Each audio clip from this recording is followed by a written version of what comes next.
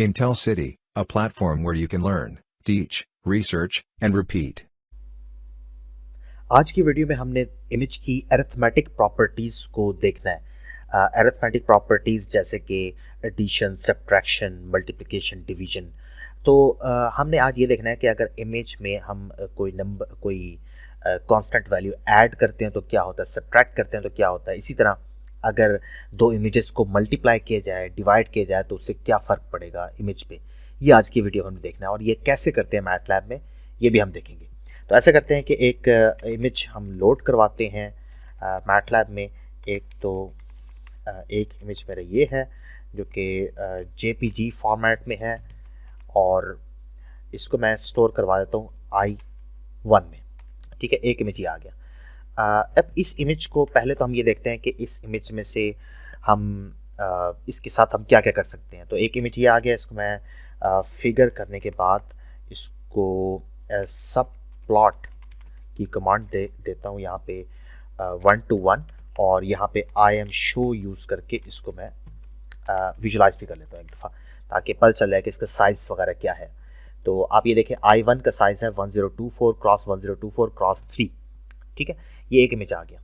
अब अगर आप इस इमेज में कोई नंबर ऐड करते हैं तो क्या होता है। ठीक है, ये एडिशन किस तरह होगी। मैं एक वेरिएबल a लेता हूँ और I1 में मैं ऐड करता हूँ 50। ठीक है, तो देखते हैं इससे क्या होगा। एक्चुअली क्या होगा, 50 जो है ना वो I1 के सारी वैल्यूज़ पे ऐड हो जाएगा। ठीक है, तो ये जो A1 है, फिर बाद में हम इसको एक दफ़ा चेक कर लेते हैं कि A किस तरह दिखता है। ठीक है, इसकी विजुलाइजेशन देखते हैं कि जो इमेज A बना है वो किस तरह दिखाई देता है। तो मैं यहाँ पे 1 to 1 पे मैंने I1 जो ओरिजिनल इमेज था वो शो करवाया हुआ था और 1 to 2 पे मैंने A शो करवाया। ठीक है, तो आप ये देखें कि इमेज में कोई भी नंबर आप ऐड करते हैं तो उससे आपका इमेज ब्राइटर साइड पे चला जाता है। आप इसे कहते हैं ऑफसेट ब्राइटनिंग या फिर इमेज ब्राइटनिंग कहते हैं। ठीक है, आप अगर एक इमेज में ऑफसेट ऐड कर देंगे, एक कांस्टेंट नंबर ऐड कर देंगे तो आपका इमेज ब्राइटर होता जाएगा। ये इसकी वैल्यू जितनी ज़्यादा आप करते जाएं, जैसे मैं यहाँ पे अभी 100 करता हूँ तो अब ये देखिएगा कि ये मज़ीद ब्राइट होता जाएगा। ठीक है, तो ये इमेज को ब्राइट अगर करना हो तो आप उसमें कोई नंबर ऐड कर देते हैं। ठीक है, इसी तरह अगर आप यहाँ पे माइनस यूज़ करें तो सब्ट्रैक्ट करना चाहें तो आपका इमेज डार्क होता जाएगा। ठीक है, तो ये आपका इमेज डार्क होता जाएगा, तो उसमें से पिक्सल की वैल्यूज़ जितनी नीचे होती जाएंगी तो उतना वो डार्कर साइड पे चला जाएगा। तो याद रखें कि ये जो 100 माइनस हुआ है ये R प्लेन में से भी माइनस हुआ है, G से भी माइनस हुआ है और B से भी माइनस हुआ है। इसी तरह जब ऐड होगा तो वो R, G, B तीनों में से सेपरेटली माइनस होगा। तो मैं जो यहाँ पे ऐड सब्ट्रैक्ट वगैरह कर रहा हूँ तो मैं इसी तरह यहाँ पर ऐसे भी कर सकता हूँ, जैसे मैंने सब्ट्रैक्ट किया तो IMSubtract की एक कमांड भी है जो कि हम यूज़ कर सकते हैं I1 इमेज और साथ हम मेंशन कर दें कि 90। तो ये क्या करेगा, हर इमेज I1 में से 90 सब्ट्रैक्ट कर देगा। ठीक है, तो ये बिल्कुल वैसे ही है। आप बेशक कमांड यूज़ करें और बेशक आप नोटेशंस यूज़ कर लें माइनस की, तो एक ही बात है। इसी तरह आप IMSubtract की बजाय आप यहाँ पे IMAdd भी लिख सकते हैं। IMAdd लिखेंगे तो I1 में ये 90 ऐड कर देगा। ठीक है, IM90 ऐड किया तो ये चीज़ बन गई। अच्छा, अब बात करते हैं हम IMMultiply की। मल्टीप्लाई, अगर आप एक नंबर मल्टीप्लाई करते हैं तो उससे क्या होता है। मैं 90 मल्टीप्लाई नहीं करता क्योंकि आपको पता है कि आपका इमेज जो है उसमें 0 से 255 तक वैल्यूज़ हैं। तो अगर फ़र्ज़ करें कोई भी वैल्यू अगर 200 भी होगी तो उसको 90 से मल्टीप्लाई करेंगे तो वो 255 बन जाएगी, क्योंकि आपको पता है कि अनसाइड इंटीजर 8 का मतलब ये है कि वो 255 से ऊपर नहीं जा सकते और 0 से नीचे नहीं जा सकते। चाहे आप जिससे भी मल्टीप्लाई डिवाइड करते जाएँ या सब्ट्रैक्ट करते जाएँ तो वो 255 से ऊपर नहीं जाएगी, 255 पे जाके लॉक हो जाएगी या फिर 0 से कम नहीं जाएगी, दरम्यान में फिरती रहेगी। तो आप यहाँ पे अगर फ़र्ज़ करें लिखते हैं 1.5 तो इससे क्या होगा। ठीक है, अब 1.5 आपके हर नंबर के साथ, हर इमेज के हर वैल्यू के साथ मल्टीप्लाई होगा। 1.5 की, चलिए मैं यहाँ पे 1.5 नहीं लिखता, 2 लिख देता हूँ। ठीक है, 2। अब ये 2 जो है ये अगर किसी एक नंबर के साथ मल्टीप्लाई हुआ, फ़र्ज़ किया वो नंबर है 10 तो उसको 20 कर देगा। लेकिन अगर कोई नंबर 120 है तो उसको ये 240 कर देगा। तो बड़े नंबर को बहुत बड़ा इंक्रीमेंट देता है और छोटे नंबर को छोटा इंक्रीमेंट देता है। तो इससे आपके इमेज की डायनामिक स्केलिंग जो है ना वो उस पर फ़र्क आएगा, मतलब आपके इमेज का कंट्रास्ट चेंज होगा। ठीक है, तो इसको कैसे कैसे देखते हैं कि ये क्या करता है। ये देखें, आपके इमेज की ब्राइटनिंग तो हुई है लेकिन ब्राइटनेस डायनेमिकली इंक्रीज हुई है। जो वैल्यूज़, जहाँ पे वैल्यूज़ छोटी पड़ी हुई थी उनको अगर आप 2 से मल्टीप्लाई करेंगे, फर्स्ट की अगर एक वैल्यू 3 है तो उसको 2 से मल्टीप्लाई करके क्या बन जाएगा, वो 6। जबकि अगर एक वैल्यू 140 है तो उसको 2 से मल्टीप्लाई करेंगे तो वो क्या बनेगा, 280। लेकिन आप 255 से ऊपर नहीं जा सकते, वो क्या बन जाएगी, 255 ही बन जाएगी। ठीक है, तो इस तरीके से आप देखें ना, आप यहाँ पे देखें ये जो वाइट वैल्यूज़ थी, वाइट, ये वाइट का वाइट ही रहा है, मतलब वाइट को भी अगर आपने 2 से मल्टीप्लाई किया तो वो वाइट ही रहा है। मतलब अगर ये यहाँ पे 255 वैल्यूज़ थी तीनों प्लेन्स में, तो वो 255 ही रही हैं। वो 255 को 2 से मल्टीप्लाई करके कोई बड़ी वैल्यू नहीं बनी। ये थी क्वालिटी अनसाइंड इंटीजर 8 की। तो आई एम डिवाइड भी हम कर सकते हैं। ये क्या करेगा, ये भी डायनेमिकली स्केल करेगा आपके इमेज को। लाइक अगर 120 एक वैल्यू है उसको 2 से डिवाइड करें तो 60 बन जाएगा। अगर एक वैल्यू 6 है तो उसको 2 से डिवाइड करेंगे तो 3 बन जाएगा। तो ये आपके इमेज की जो अपर और लोअर वैल्यू है, इन दोनों के दरमियान डिफरेंस जो है ना वो कम कर देता है। जबकि आई एम मल्टीप्लाई आपके अपर और लोअर वैल्यू के दरमियान जो डिफरेंस है वो बढ़ा देता है। ठीक है, इमेज की अपर और लोअर वैल्यूज़ को हम किस तरह देखते हैं। अगर एक इमेज में हाईएस्ट वैल्यू 120 है और लोएस्ट वैल्यू 6 है, तो अगर आप अपने इमेज को 2 से मल्टीप्लाई करते हैं तो आपकी हायर साइड कहाँ पे चली जाएगी, 240 पे, और लोअर साइड कहाँ पे चली जाएगी, 12 पे। तो डिफरेंस बिटवीन 120 एंड 6 ज़्यादा है या 240 एंड 12 ज़्यादा है। ठीक है, तो जारी बात है 240 एंड 12 डिफरेंस ज़्यादा है। ठीक है, तो ये हमने कैसे किया था, मल्टीप्लाई करके, मतलब हमने आई एम मल्टीप्लाई का फंक्शन यूज़ किया था, जिसकी वजह से हमारा इमेज जो है ना उसका डायनेमिकली वो स्केल हो गया था, स्केल उसका बड़ा हो गया था। इसी तरह अगर डिवाइड करेंगे तो वो स्केल छोटा हो जाएगा। तो आई एम डिवाइड भी कर सकते हैं आप। आई एम डिवाइड की बजाय अगर यहाँ पे I1 डिवाइडेड बाय 2 लिखें तो इसका मतलब यही है। इसी तरह अगर आप I1 मल्टीप्लाई बाय 2 करें तो इसका मतलब भी वही है जो हम पहले देख रहे थे। ठीक है, फंक्शंस भी यूज़ कर सकते हैं और फंक्शन के अलावा हम नोटेशंस भी यूज़ कर सकते हैं। अब ऐसा करते हैं कि ये तो हमने देखा था कि एक इमेज को अगर आप दो इमेजेस को अगर आप एक इमेज के अंदर आप कांस्टेंट वैल्यू ऐड करते हैं तो उसका मतलब ये क्या हुआ कि आप उसमें ऑफसेट दिया, उसको ब्राइटन कर दिया। अगर आप उसमें अगर आप कोई वैल्यू सब्ट्रैक्ट करते हैं तो एक्चुअली आपने क्या किया, आपने कांस्टेंट वैल्यू सब्ट्रैक्ट किया और आपने इमेज को डार्कर साइड पे ले गया। और डायनेमिक स्केल करने के लिए आप आई एम डिवाइड और आई एम मल्टीप्लाई यूज़ करते हैं, मतलब मल्टीप्लिकेशन और डिवीजन का फंक्शन यूज़ करते हैं। तो अब ऐसा करते हैं कि एक और इमेज लेते हैं हम यहाँ पे ना, I2 के नाम से एक इमेज लेते हैं और उसको मैं रीड करवा रहा हूँ। रीड करवाते मैं इसको नीचे कर देता हूँ, आई एम रीड, और इस पर मैं एक और इमेज लोड करवा रहा हूँ। ठीक है, अब एक दफ़ा देख लेते हैं कि ये दो इमेज जो है ना वो किस तरह दिखते हैं। तो ये दो इमेजेस हैं I1 और I2, 1024 क्रॉस 1024 और I2 क्या है 277 क्रॉस 225। दोनों ही कलर्ड इमेजेस हैं। क्या मैं इन दोनों को ऐड कर सकता हूँ? नहीं। एडिशन करने के लिए वही मैट्रिक्स की प्रॉपर्टीज़ यूज़ होंगी, मतलब दोनों का साइज़ जो है ना वो आपको बराबर करना पड़ेगा। तो ऐसा करते हैं कि ये जो I1 है इसका साइज़ बहुत बड़ा है, इसको I2 के साइज़ की इक्वल कर देते हैं। मैं ऐसा करता हूँ कि I2 का साइज़ पहले कैलकुलेट करता हूँ। रोज़, कॉलम्स और Z लिख देते हैं यहाँ पे। तो मैं सबसे पहले साइज़ कैलकुलेट कर रहा हूँ, साइज़ ऑफ I2। ठीक है, I2 लिखा। तो अब क्या होगा कि I2 का जो साइज़ है वो क्योंकि साइज़ को अगर आप गौर से देखें तो I2 में क्या है, रोज़, कॉलम्स और ये इसकी हाइट है, हाइट या विड्थ जो भी आप इसे कहें, हाइट कह सकते हैं। तो ये R में क्या आ जाएगा 277, C में क्या आ जाएगा 225 और Z में क्या आ जाएगा 3। Z तो खैर हमने यूज़ नहीं करना साइज़ चेंज करते हुए, तो लेकिन वैसे ही यहाँ पर अगर आप Z लिखेंगे तभी जाके सही वैल्यूज़ देगा, वरना नहीं देगा। आई एम रिसाइज का फंक्शन यूज़ करते हैं। अब हम I1 को किसका साइज़ देना है, R और C।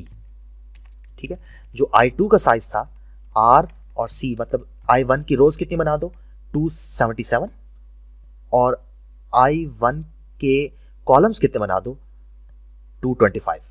ठीक है, तो इस तरीके से आपका नया I1 रिसाइज्ड बन गया I1R।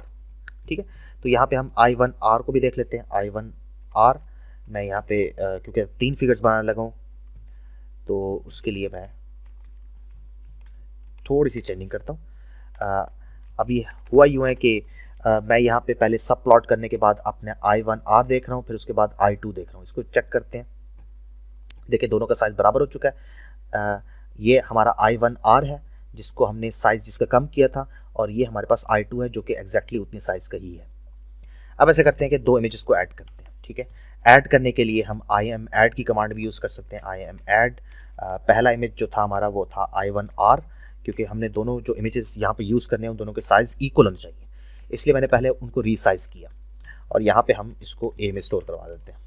ठीक है, अब एक सब प्लॉट यूज़ करता हूँ और उसके अंदर 1 3 करते हैं और यहाँ पे मैं A लिख देता हूँ। अब मतलब ये हुआ कि अब दो इमेजेस ऐड होके A में स्टोर हो जाएंगे। चेक करते हैं A क्या करता है। A एक्चुअली A में इन दोनों इमेजेस को ऐड करके यहाँ पे स्टोर कर दिया गया। ठीक है, अब ये जो नया इमेज है A, इसमें इन दोनों की प्रॉपर्टीज़ ब्लेंड हो गई हैं। तो अगर आप गौर से देखें तो आपको ब्लेंड नज़र आएगा। तो जब भी आप दो इमेजेस को ब्लेंड करना चाहेंगे तो आप उनको ऐड कर देंगे। ठीक है, दोनों की प्रॉपर्टीज़ ब्लेंड हुई हुई हैं। अब देखें इसके आँख पर अगर देखें तो वाइट पार्ट है, यहाँ पर वाइट्स के साथ जब ऐड हुआ होगा तो 255 में कोई चीज़ ऐड हो तो 255 ही रहती है। तो ये देखें ये वाइट एज इट इज़ आएगा। बाकी पार्ट भी आप देख सकते हैं वो इसी तरीके से चेंज हुए होंगे। अब इसी तरह इसके अगर टीथ को देखें तो ये वाइट है, वाइट में बेशक यहाँ से कोई भी कलर अगर आ जाए, कोई भी अगर ग्रे स्केल लेवल आ जाए तो वो इसमें ऐड होकर वाइट ही बनेगा। तो एज इट इज़ यहाँ पे वाइट ही आया हुआ है। ठीक है, इसी तरह आप इस IMAdd को आप इस तरह भी लिख सकते थे, I1R प्लस I2, इसका मतलब यही है। ठीक है, ये वही चीज़ है। तो अब ऐसा करते हैं कि सब्ट्रैक्ट करके भी देख लेते हैं। मैं यहाँ पे सब्ट्रैक्ट लिखता हूँ या फिर IMSubtract का फंक्शन भी आप यूज़ कर सकते हैं। ठीक है, ये सब्ट्रैक्शन हुई है। सब्ट्रैक्शन में क्या हुआ है कि एक इमेज दूसरे इमेज से सब्ट्रैक्ट हुआ है। सब्ट्रैक्ट होने का मतलब क्या होता है कि जिस तरह मैंने कहा था कि एडिशन हमने कब करनी है, जब आप दो इमेजेस की प्रॉपर्टीज़ को ब्लेंड करना चाहें। लेकिन अगर आप दो इमेजेस में कंपैरिजन करना चाहें या उन दोनों के दरमियान डिफरेंस कैलकुलेट करना चाहें तो उसके लिए आप सब्ट्रैक्शन यूज़ करते हैं। तो देखें कि आपका इमेज जो है ना वो यहाँ पे सब्ट्रैक्ट हुआ है। देखें ये ग्रीन पार्ट था और ये वाइट पार्ट था। ठीक है, मतलब ग्रीन पार्ट में से जब वाइट पार्ट माइनस हुआ होगा तो क्या आया, यहाँ पे ब्लैक आया। अब इसी तरह अगर मैं I2 में से I1R माइनस करता हूँ तो उस सूरत में क्या होगा, उस सूरत में देखें अब क्या हुआ, वाइट में से ग्रीन माइनस हुआ तो इसलिए कलर डिफरेंट आया। ठीक है, तो इस तरीके से आप जो है ना सब्ट्रैक्शन का फंक्शन यूज़ कर सकते हैं।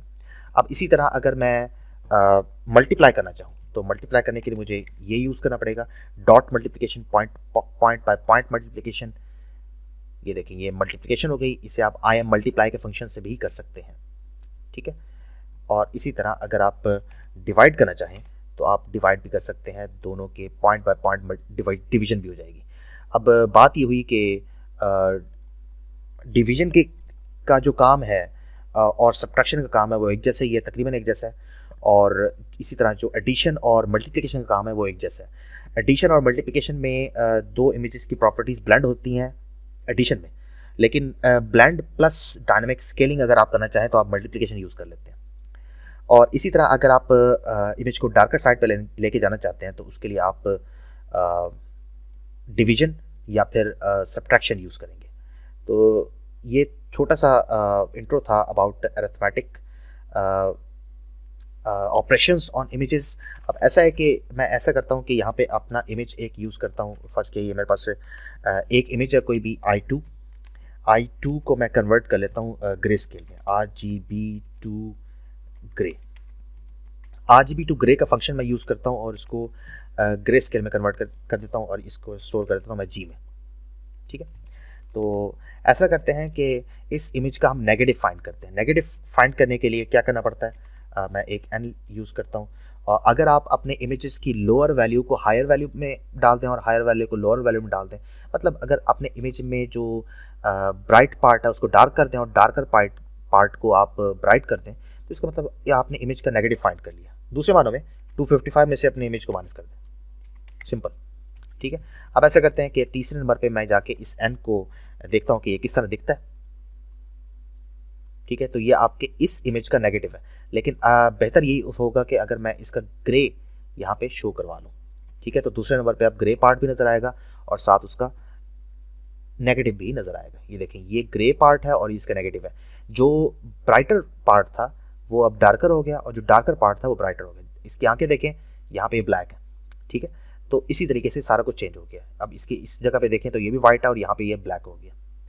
ठीक है, अच्छा, और इसी तरह आप ग्रे भी फाइंड कर सकते हैं। अब ऐसा करते हैं कि वैल्यूज़ माइनस करते हैं, लेकिन एक कलर्ड इमेज से। ये तो मैंने ग्रे स्केल्स इमेज से माइनस की थी ना, अब मैं कलर्ड इमेज से माइनस करता हूँ। मतलब I2 एक कलर्ड इमेज था stui.jpg का, तो इसका मतलब ये हो कि हर प्लेन में से 255 हर प्लेन को ये 255 में से माइनस करेगा। हर प्लेन नेगेटिव होगा और ज्वाइन करने के बाद एक नया इमेज आएगा। वो क्या होगा इसको देखते हैं। मैं यहाँ पे G लिखा हुआ था, ये I2 कर देते हैं और यहाँ पे any रहने देते हैं। तो ये देखें कि आपके पास इमेज जो आया है वो एक नेगेटिव इमेज है। तो इस तरीके से हम नेगेटिव ऑफ इमेज भी फाइंड करते हैं। तो अगर मैं यहाँ पे नेगेटिव ऑफ I1R लिखूं तो वो क्या होगा वो भी देख लेते हैं। I1R जो पहला पिकल रिक वाला इमेज था, ये देखें, ये इसका नेगेटिव आ गया। अब इसमें देखें ये क्या है, वाइट पार्ट है, ये ब्लैक हो चुका है।